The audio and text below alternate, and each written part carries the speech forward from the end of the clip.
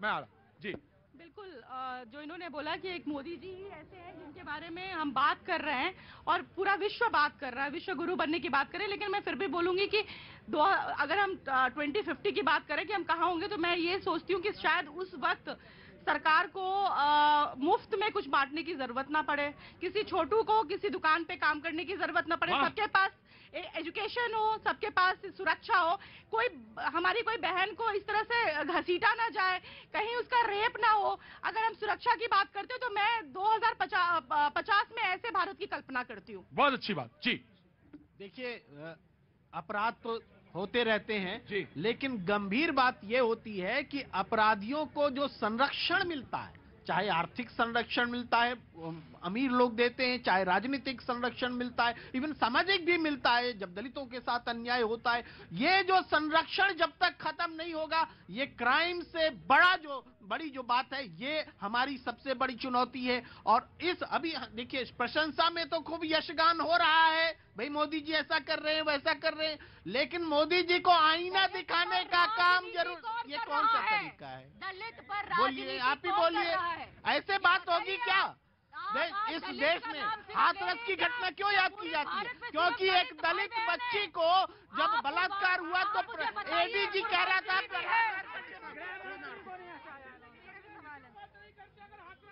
मैं ये बोलना चाहती हूँ कि यहाँ रुको भाई, रुको, मैं खत्म कर रहा हूँ, प्रोग्राम खत्म कर रहा हूँ जी।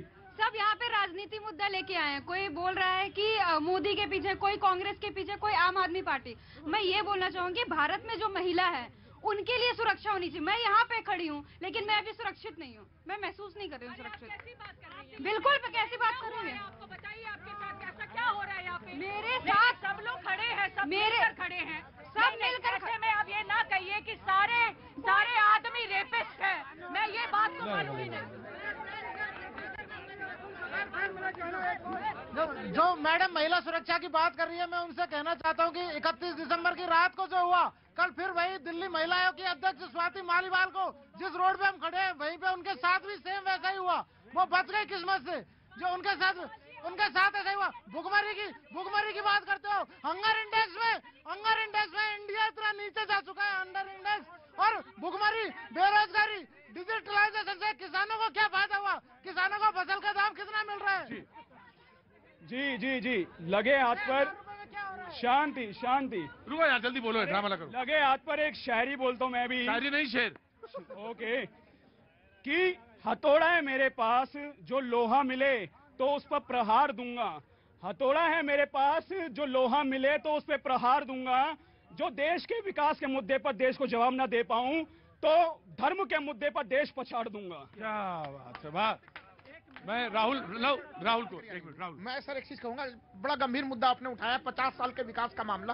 देखिए, उसमें यहाँ पे ये था कि हमें अतीत में भी देखना पड़ेगा कि हमने विकास कैसा किया और हमें भविष्य भी देखना पड़ेगा। Very short. बहुत शॉर्ट में मैं कह रहा हूँ कि नई शिक्षा नीति में सरकार ने क्या लक्ष्य बनाया है कि एजुकेशन पे 6% का खर्च करेंगे। हम लोग अभी तक 3% खर्च कर रहे हैं। और वो जो स्वास्थ्य का स्लोगन लगातार हम देख रहे हैं आपके कार्यक्रम में, स्वास्थ्य के ऊपर भी इस देश में कम से कम 6% खर्च करने की जरूरत है। सरकार लक्ष्य बनाती है कि हम 3% खर्च करेंगे जीडीपी का, और खर्च कितना होता है सर? 1 से 1.5% मैक्सिमम जा रहा है। तो हमें इन मूलभूत मुद्दों को जब तक हम नहीं बढ़ाएंगे, विकसित भारत की कल्पना हम कैसे कर सकते हैं? जी लास्ट जी। देखिए, विकसित भारत की कल्पना प्रधानमंत्री जी एक शिल्पी की तरह करे हैं और वो इस देश को शिल्पी की तरह विकसित करते जा रहे हैं। उन्होंने क्या कहा कि जाइए और जाकर हर उस मुसलमान भाई से मिलिए, अपनी बात रखिए, वोट की रिक्वायरमेंट मत रखिए। क्योंकि जब भारतीय जनता पार्टी की सरकार आई है तो 5000 करोड़ से ज्यादा का अल्पसंख्यक मंत्रालय को बजट दिया है। कांग्रेस के शासन में 70 साल में क्या मिला? 3000 करोड़ रुपया पसमंदा को 70 साल तक हाशिए में रखा गया। ये कह रहे हैं कि आज जाइए मुसलमानों से मिलिए। अरे सबका साथ सबका विकास का पहले ही ना रहता, इसकी जरूरत क्यों पड़ी? इसका जवाब, इसकी जरूरत इसलिए पड़ी कि जब ये लोग हिंदुओं को गाली देते हैं